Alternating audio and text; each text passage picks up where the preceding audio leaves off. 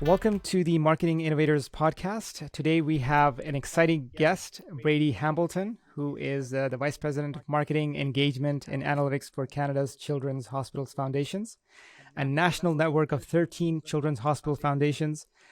In this startup, not-for-profit, Brady has built and launched a new organizational brand, digital ecosystem, campaign framework, and data warehousing and analytics infrastructure to future-proof a data-driven organization. Previously, Brady was a national director, direct marketing at Heart and Stroke, where he launched a number of new campaigns and giving products, along with being a member of the core brand relaunch team. Brady started his healthcare philanthropy journey as manager, annual and planned giving at Toronto General and Western Hospital Foundation, and in the earlier years of his career, he held various roles at the University of Toronto, from donor services officer to senior development officer in planned giving and capital campaign at Victoria University in the University of Toronto. Brady is a huge lifelong learner and constant advocate for professional development and learning. He is currently pursuing ongoing graduate education in data science and analytics and serves as chair, not-for-profit council with the Canadian Marketing Association. Outside of his professional life, he is an avid traveler, curler, wine lover, aviation enthusiast, and has a love-hate relationship with golf. Brady, welcome to the show. Thank you for having me. Nice to be here. Yes, so that's quite a bit of a mouthful. I mean, you have gone through quite a bit of a journey over the past decade or so. Why don't you start with giving me a little bit more about your personal background? I know we kind of covered the bio here, but maybe you can talk about some of the pieces here as you went through your professional journey. Certainly. Being in the not-for-profit sector, and I think my generation that sort of grew up and, went to university or college or higher education in the late 90s, early 2000s, we didn't ever go to school saying, I'm going to be a fundraiser, I'm going to be a marketer, I'm going to work in, the not-for-profit sector at large. Certainly things have changed now. There's a lot of really good postgraduate education that are available, and a lot of students, some of whom I mentor through the University of Toronto, actually are actively seeking out careers in social impact or not-for-profit or fundraising. I arrived in Toronto in 2000 and pursued undergraduate studies at the University of Toronto. My path was, like many science students, to be a doctor or something in the medical research field, public health. And that was the course I pursued by and large through undergrad. I had a bit of a revelation at the end of my undergrad where I wasn't necessarily satisfied entirely with the prospect of going to work in a medical research lab or going through the curriculum of becoming a physician or a surgeon, which is really what I was most interested in. Nor did I necessarily understand, as well as I do today, what opportunities might exist in public health or public policy. So I made the choice to take a bit of a pause and took 6 months to decide what is it that I want to do.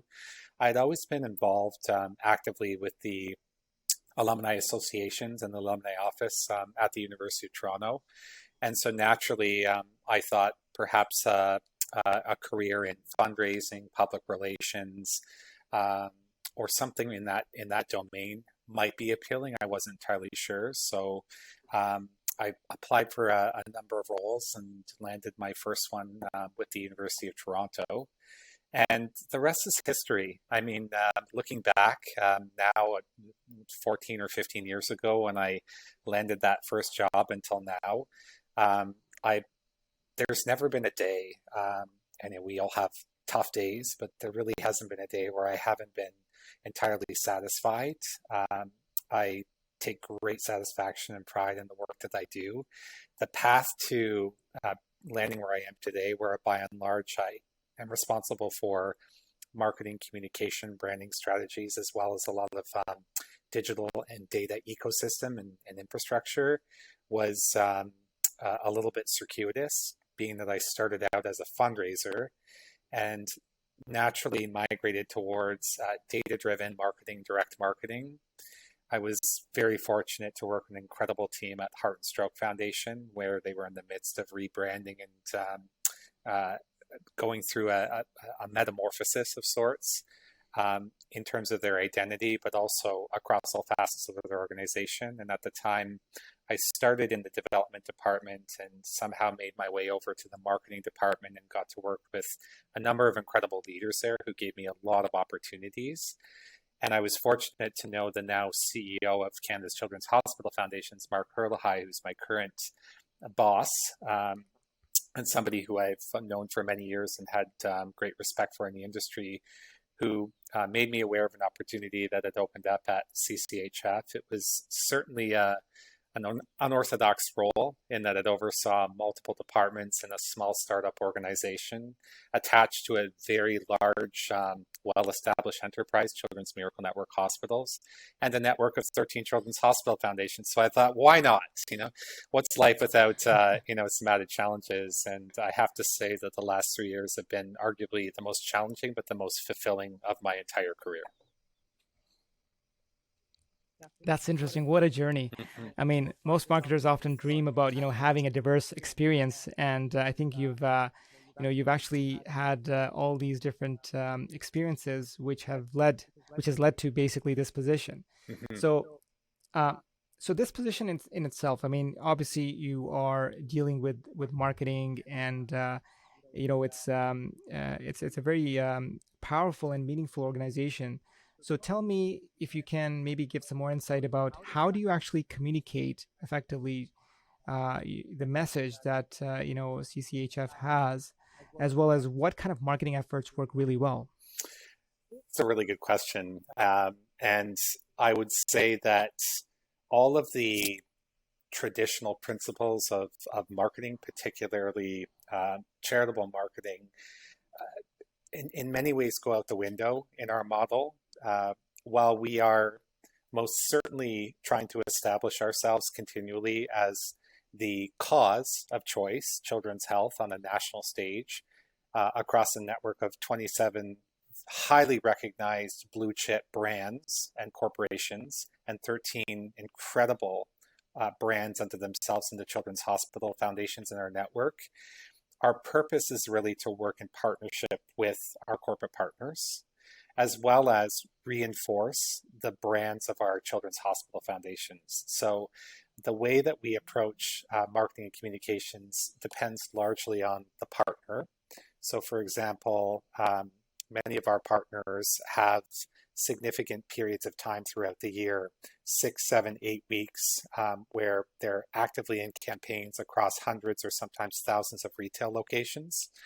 And rather than position ourselves as the vehicle to receive all the funds and position ourselves and in a competitive way, we put it that way, as a charitable brand, we actually work behind the scenes to position the partner and bring each of the foundation's brands and stories to life, and together in a communication strategy that makes customers and members of the community aware of the fact that, for this period of time, you can support your local children's hospitals by giving $2, $5, $10, whatever it might be.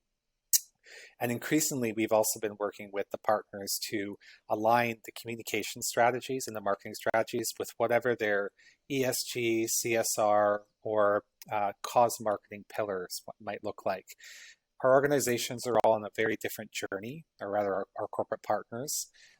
Many have a very well-defined ESG or SDG, UN sustainability goals, or CSR strategies in place, and others are somewhere along their journey in creating and establishing those. So we like to lock arms and say, we're your partner in this. We want you to understand as well as we do what your strategy is, and in turn, why you choose to partner for children's health, because ours is a movement. So our vision is, if you change the health of children, you'll change the health of Canada. We believe that wholeheartedly, and we want all of our partners to understand what that means to them and to be able to articulate that in their own way. And so one partner might choose to lean heavily into digital channels as well as in-store marketing activation and stay away from some of the traditional tactical channels, whereas other partners might want to lean more towards the traditional, so print and in-store broadcast, and they might throw in a little bit of light digital into the mix. So we always meet our partners where they are, and in fact, we're are really truly a strategic partner. I believe that our partners, for the most part, believe that, and we've really been intent on evolving the way that we approach and activate our partnerships, meeting the partner where they are, but making sure across the board that everyone has an understanding of what they're doing, which is changing the health of children and changing the health of Canada. Interesting. That's amazing. So when targeting some of these accounts, and obviously when dealing with these partners, you have to be, I'm assuming, quite a bit selective in terms of your approach, in terms of the strategy that you're actually using to communicate with them and so forth. So what are the biggest challenges that you're actually coming across when it comes to convincing, a partner to help you in a certain direction?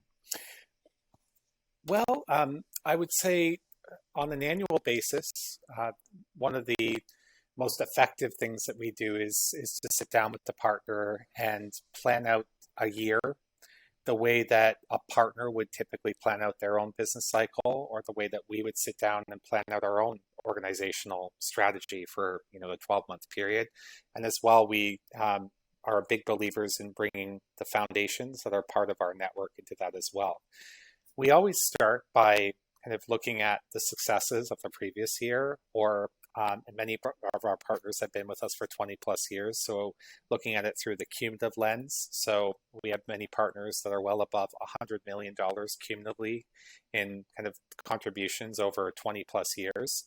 And so what we like to do, and what we're leaning into more and more deliberately, is making sure they understand how they've helped everything that we've accomplished thanks to their support. We then often take the lens of looking at what opportunities exist. What would we love to accomplish if there were no constraints, whether they're financial, human capital, strategic, talent, etc. A bit of a blue sky thinking, or what we call blue ocean. And from there, we like to then develop a bit of a wish list to say, let's see what we can accomplish this year, whether it's doing things differently, whether it's doing things more deliberately, or whether it's really significantly expanding the scope of something that we've tested, we've learned, and we know is a highly effective approach or a tactic. So rather than focus solely on the challenges, which always exist, there's always challenges in terms of the availability of funds to fund a project. Human resources often a challenge. As much as we would love to operate like a large multi-million-dollar corporation, we often have to be pragmatic in what we're able to accomplish.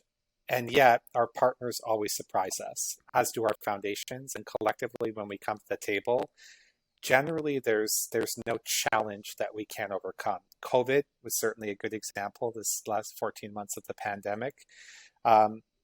Going into it, being that by and large our network of partners are retail, or partners that rely heavily on customers and transactional interactions. That's not exclusively all of our partners, but the vast majority of our partners are in that domain. We were concerned, as were our membership of foundations, and I'm sure any charity and any not-for-profit whose model relies on mass contributions from the public, whether it's community events, peer-to-peer, or in our case, kind of retail partnerships, they were concerned as well. And yet, they really blew us away, particularly our larger national partners that have been with us for many years, and some of our new partners as well, really over-delivered and exceeded our expectations, far exceeded our expectations. But it was because we were in lockstep the entire year. We were always in communication.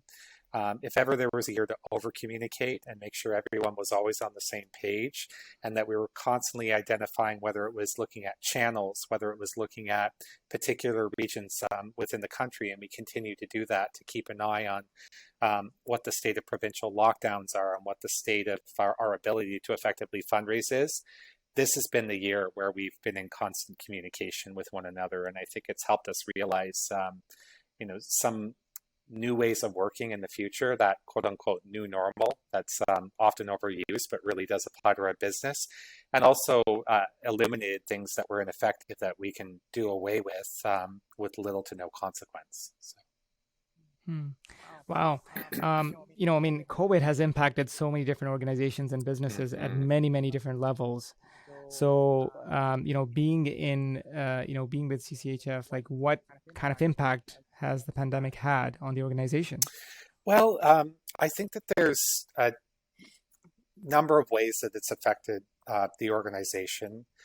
There's the external factors, just in terms of the fatigue that I think it's created for people, in terms of we've been for now 14 going on 15 months largely behind computer screens conducting all of our business on laptops with little to no certainty and kind of when the end will be.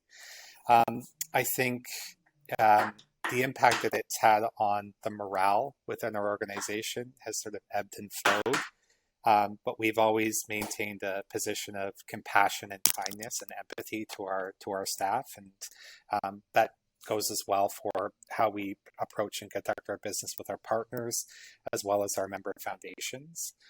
I think the financial effects on our ability to raise money, as I said, were much lesser than we had anticipated. And in some cases, some of our partners actually exceeded and broke their records for previous years. So that's really helped us see and understand where some more scalable opportunities might exist in the future.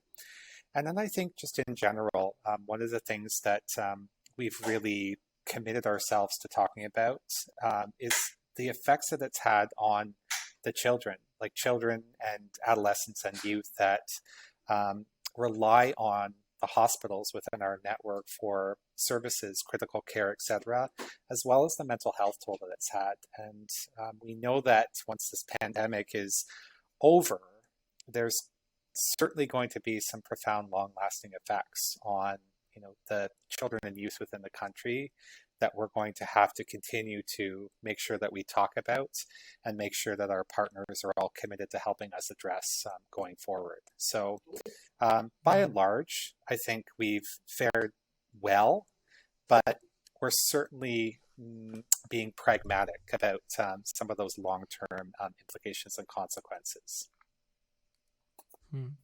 Now, because you're on the chair of Canadian Marketing Association, I'm going to pick your brain on some ideas about marketing. And, a lot of businesses have really suffered in the past year and a half, as well as many organizations. They've, some have managed to pivot greatly, and they've leveraged the opportunities that exist. Others have unfortunately not survived. So what would be, what do you see as working from a marketing perspective in today's era? Oh, goodness, that's a loaded question, but a great one. I think agility is one of the key determinants of how businesses have been able to survive and thrive. And as it relates to marketing, the ability to continually, particularly in this pandemic year, adapt to the communication strategies and the needs of whether if it's a for-profit business, the core customers, particularly those that have storefronts or rely on kind of customer traffic. How quickly have they been able to obviously scale and adapt their e-commerce models, but also their communication strategies? Because I think people in the beginning, I think it was a bit of a fight or flight. Everyone relished the idea of, yes, I'm going to stay home and then I'm going to pick up my laptop and I'm going to go home and I'm going to work from home. And there was even a bit of a novelty effect, but that wore off really quickly.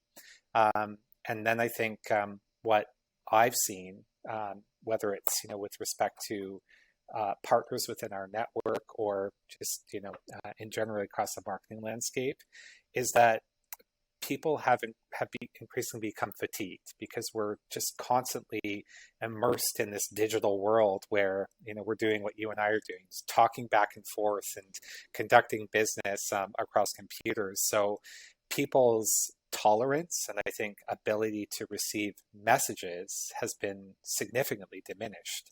And so brands have had to really think about, how do they be original? How do they stand out?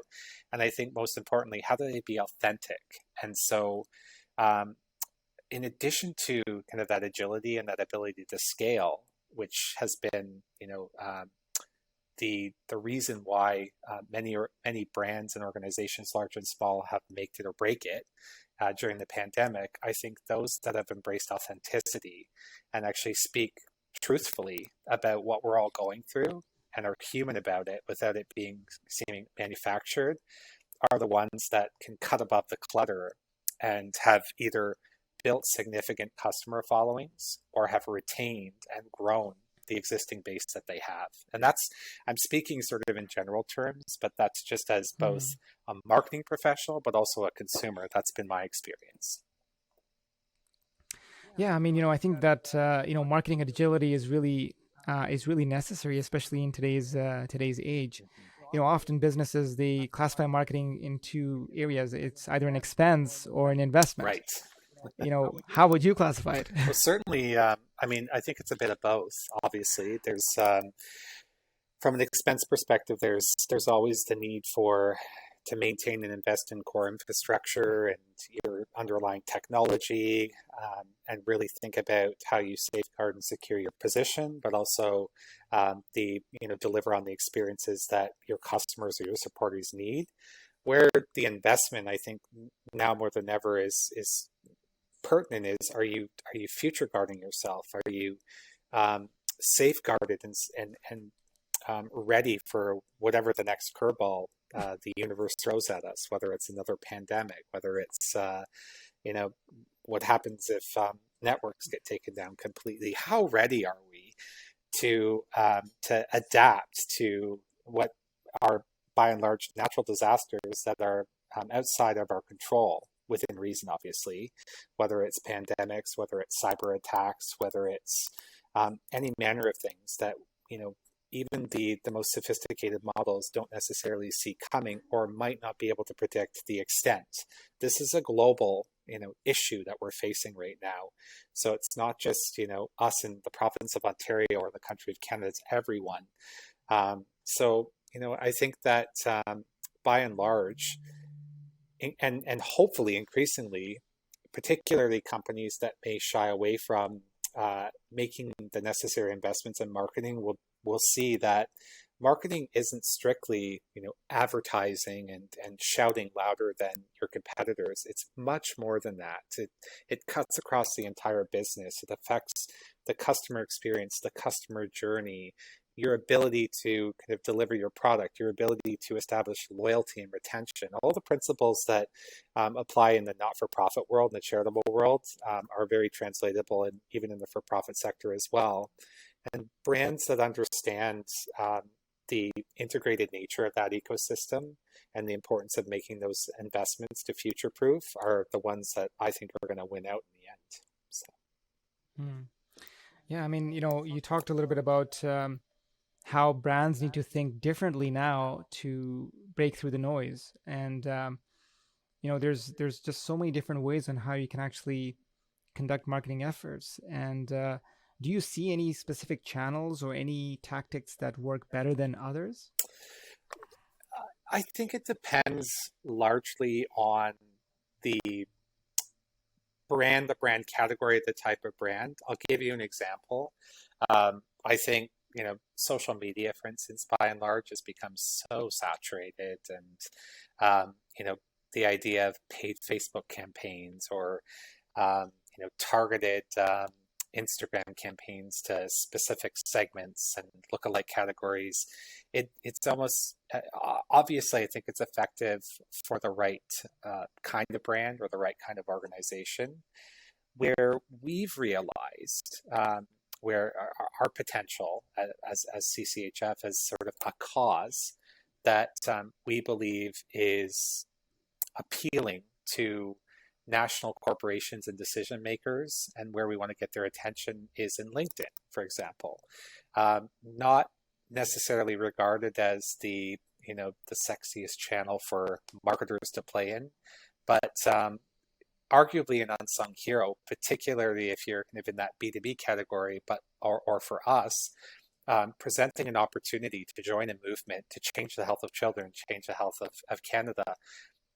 It would be a disservice if we put all of our eggs in the Instagram basket or the Facebook basket, where by and large we're definitely targeting and talking to consumers and the public and mass segments at large, but where are the decision makers? Where are the kind of the influencers that are working within corporations or areas where somebody at a technology company that has made a decision to establish a CSR strategy, and in that they want to tackle the health and well-being of the population, in particular children. We wouldn't necessarily have gotten to them through the kind of traditional social media channels that every brand uses. So we have to think a little bit unconventionally. On the flip side, a brand like Google that just came out with an incredible spot, I don't know if you've seen it or not, that talks about getting back to normal. And it was just so simple in its execution, but so profound. And it probably didn't take a multi-million-dollar budget to create, because Google used its own kind of search engine, image of its own search engine, and just sort of I'm trying to find the word. They erased, the words associated with the pandemic, and just positioned it as if, in order for us to get back to normal life, this is what we have to do. So it was a bit of a PSA. It certainly was an approach that I think it certainly endeared me more to Google as a brand and as a partner for marketers.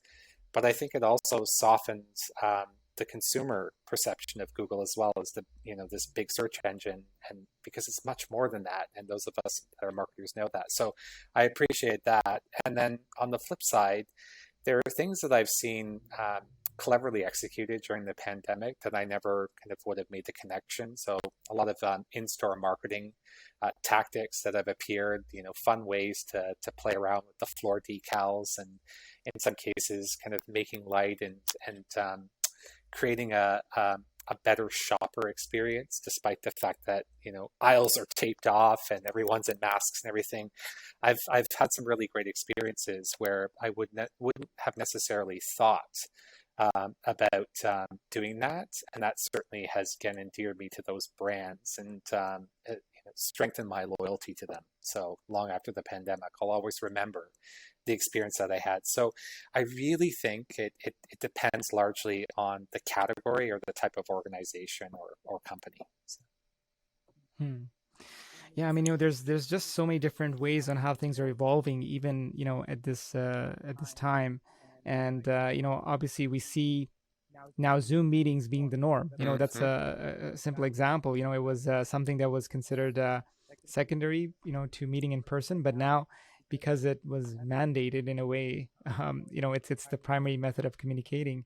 And I think what's happened is a lot of companies, once they've kind of gone into this mode of remote work and remote meetings, many have actually enjoyed the savings that have come with that, as well as efficiency gains. We've seen significant efficiency gains that have tied to performances and so forth.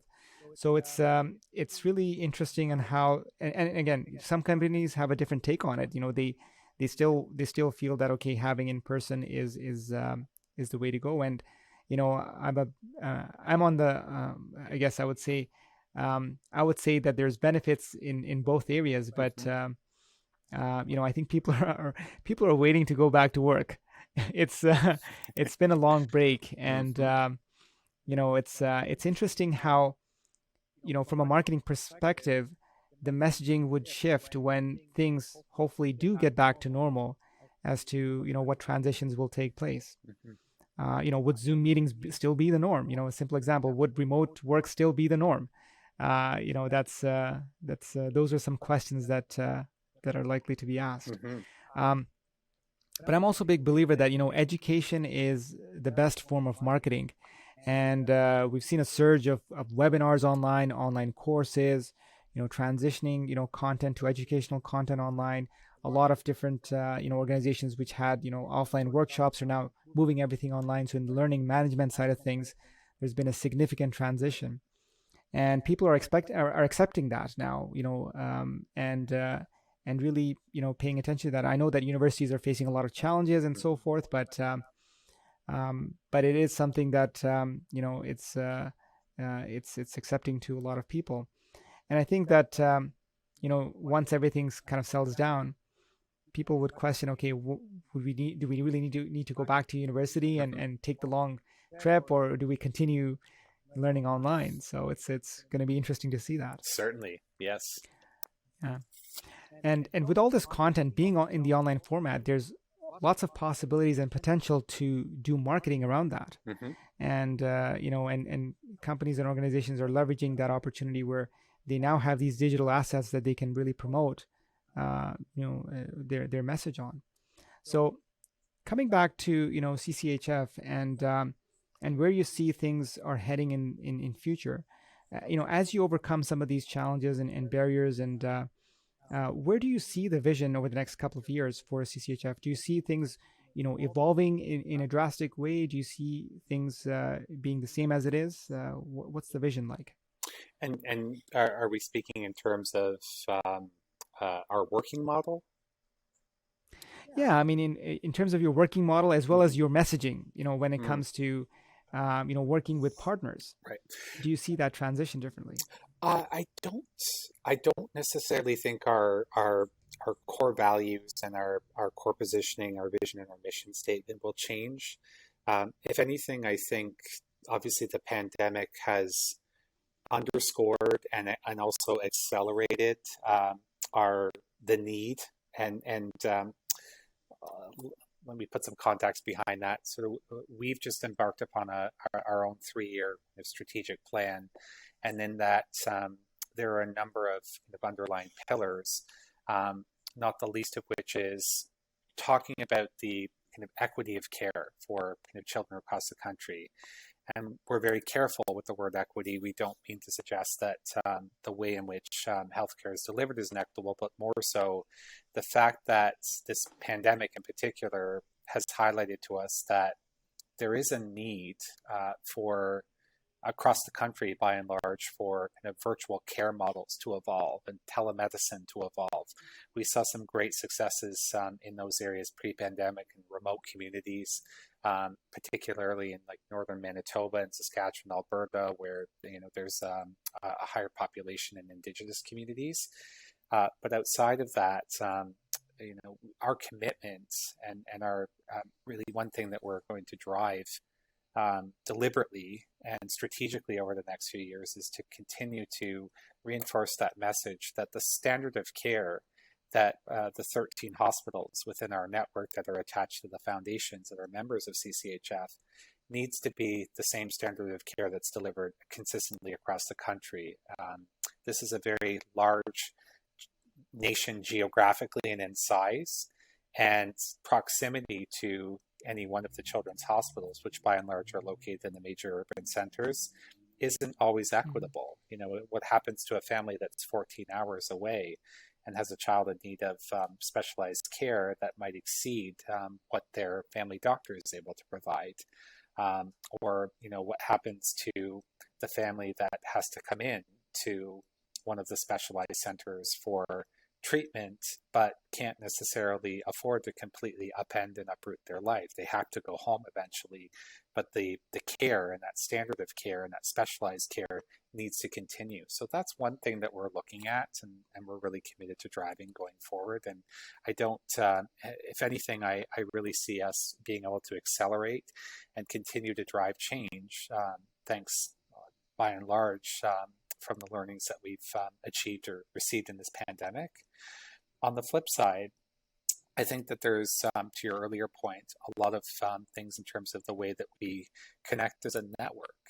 So traditionally, we would get together once a year. We most often would convene the network in Toronto. We would bring all of our partners together, and all of the foundations would kind of descend, and we would have 2.5 days of really intensive collaboration and learning. And we would bring in some great speakers to inspire us on the state of the nation in our industry, the not-for-profit industry, or we would bring in retail leaders to talk about some of the changing and evolving models.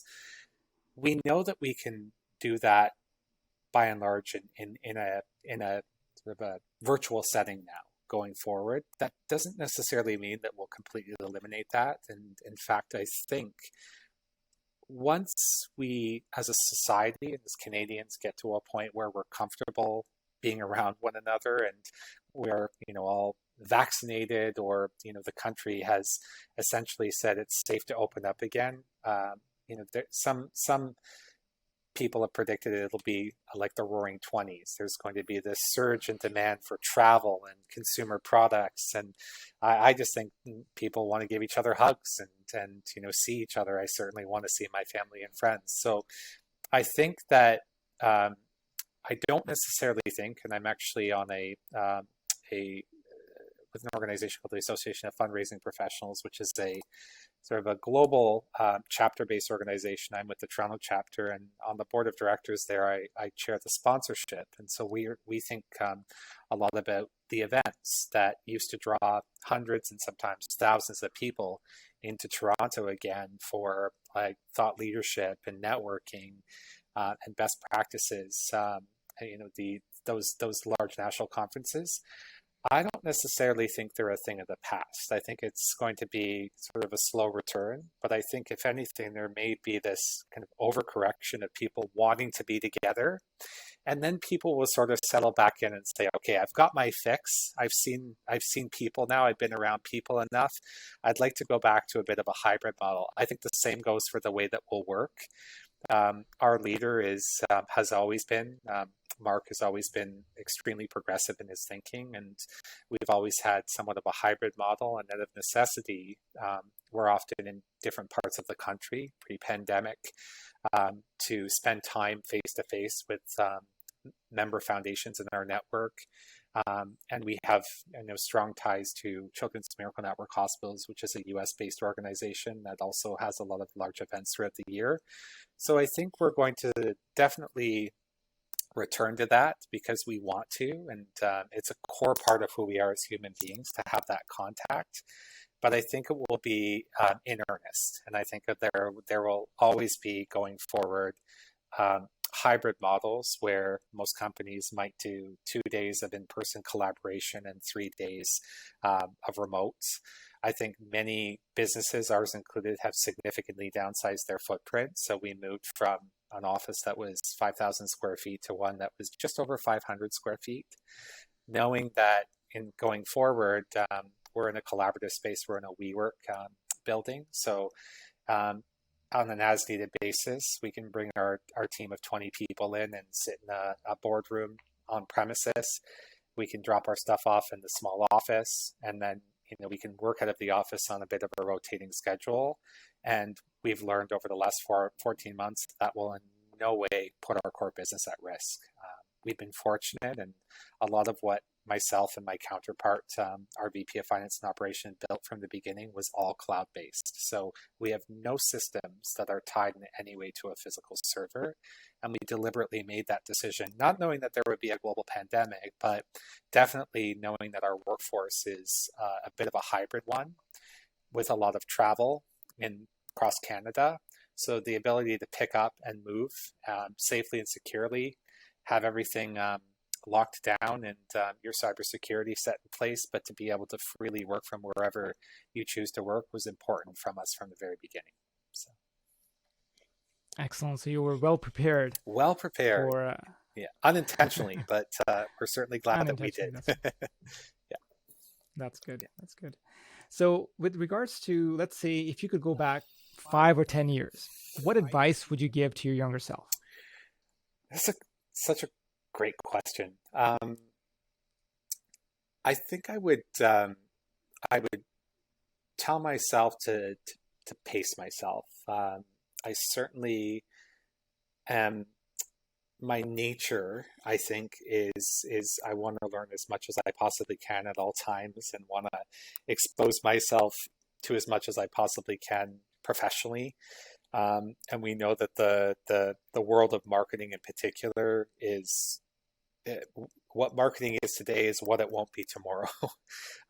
There's just constantly new innovations, and there's a lot of visualizations that show the plethora of Martech stacks or software as a service providers for any manner of things. And if you look at the before and after, 2013 versus 2021, just this explosion of service providers. And so I've always been,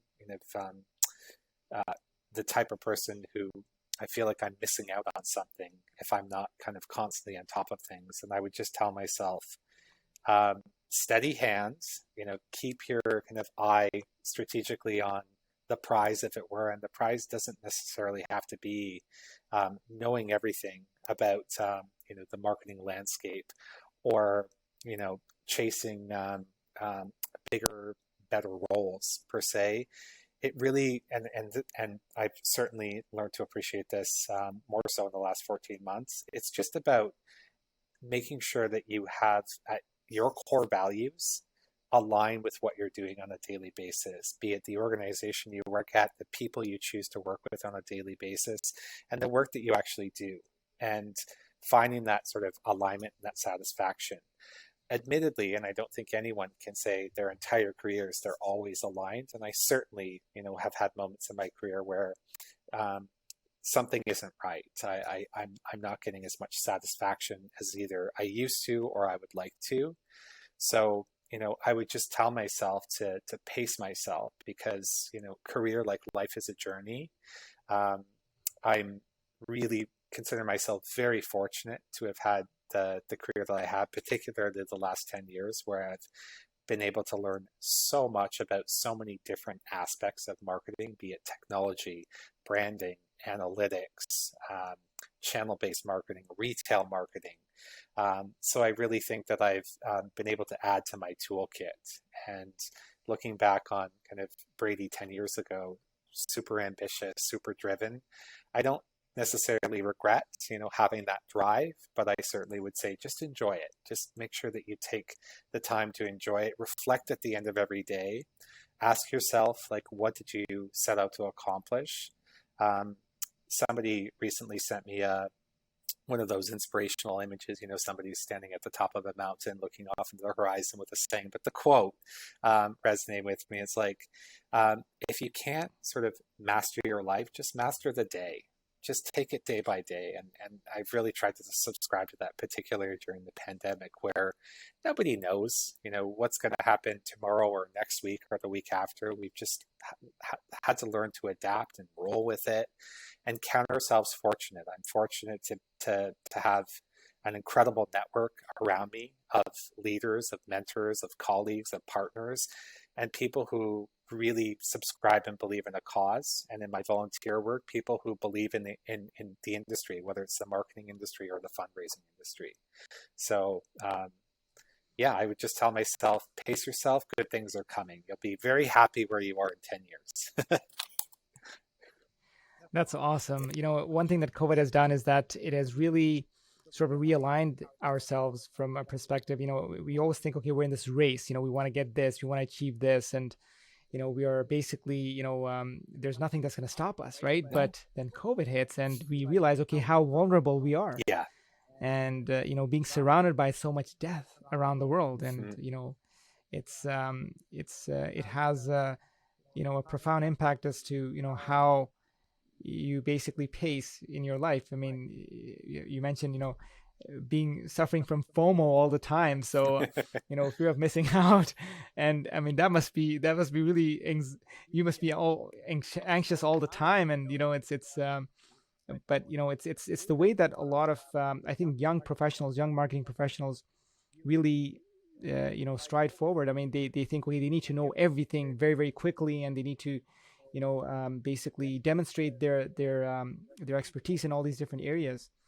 and they're trying to always look at the next shiny object that is out there, and trying to learn it and master it and so forth. And that's good.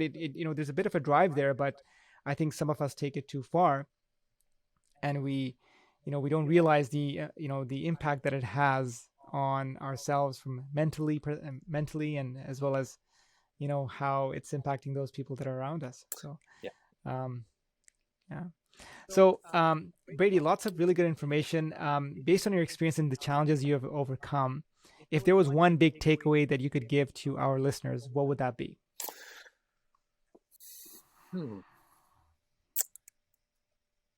I really think the best is yet to come in our sector. So, marketing and marketers, and whether you're a traditional marketer, communicator, public relations, whatever domain you're in, I think this is the best time, if ever, to be a professional marketer and to be a part of this industry. And I say that because I think, by and large, if I'm looking at the next 10 years and sort of try and cut through the noise of personalization and all AI and all of this, it's all great stuff.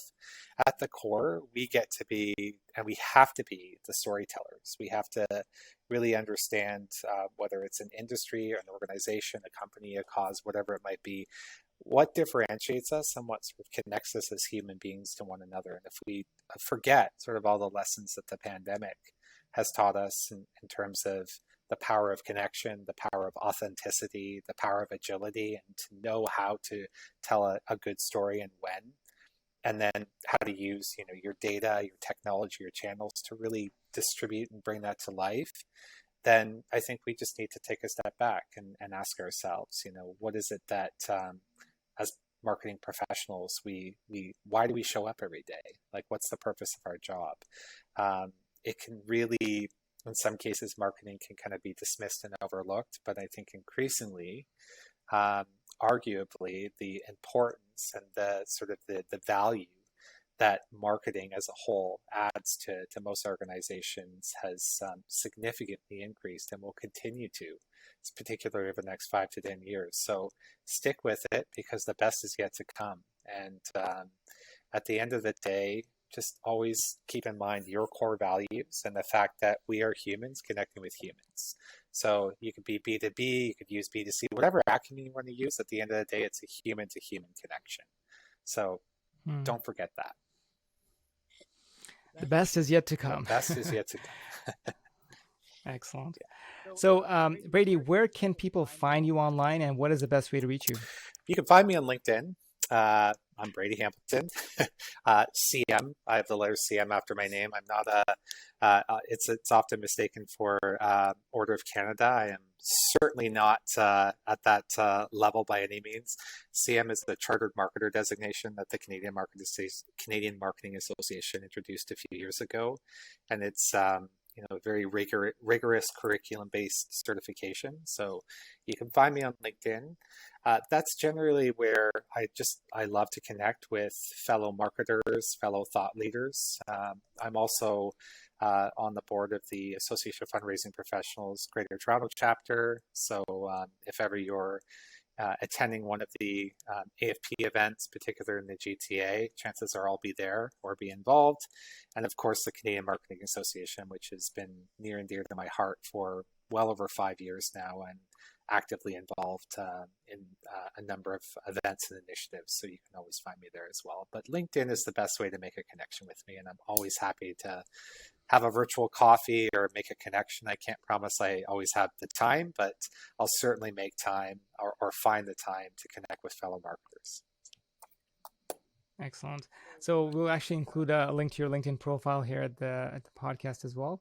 And Brady, I want to thank you for your time today. It's been really insightful to have you on the show and learn so much, about CCHF, as well as your background and the future of marketing in a way. So, thank you for being on the show. Thanks. The pleasure's all mine.